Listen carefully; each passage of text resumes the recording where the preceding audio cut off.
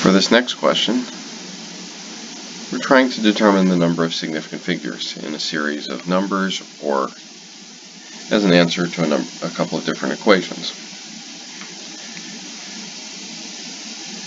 Typically, the most challenging thing here is to deal with whether zeros are significant or not. We know that any number that is not a zero is significant.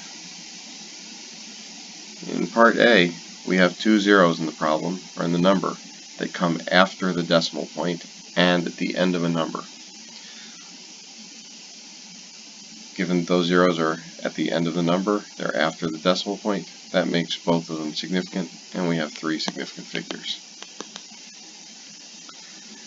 Part B, we also have a series of zeros at the end of a number, but these are before the decimal point.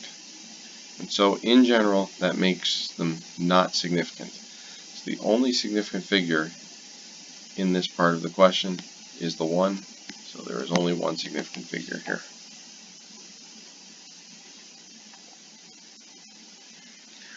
In C, we have a couple of different types of zeros. So again, we know that the 2 is significant. The 0 at the end of the number that's also after the decimal point is significant. But all of the zeros to the left are not significant. We've referred to those at times as leading zeros. And so only the 2 and the 0 to the right are significant here.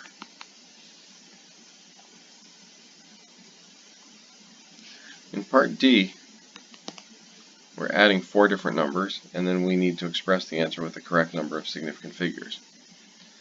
If we just add everything as written, we get 881.751. But the way we determine significant figures for addition and subtraction is we look for the number in the problem that has the least number of significant figures. We look for the number that has the least number of decimal places. The least number of decimal places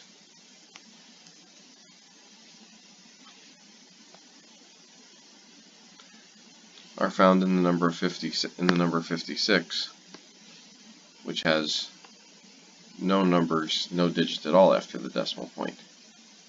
So in an addition or subtraction problem, we round to that least number of decimal places.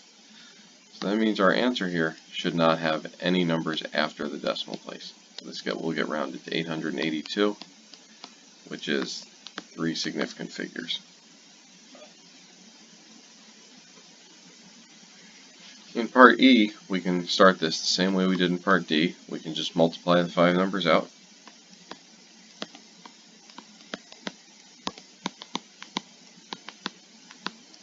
And we get this answer. For multiplication and division, the number of significant figures is determined by the number that we're multiplying that has the smallest number of significant figures. We can label each of these based on their number of significant figures. 5, 4, 3, 3, and the last number has only one significant figure. So since that's the one with the least number of significant figures, that's what controls our answer. And so that means our answer needs to be rounded to one significant figure. If we do that,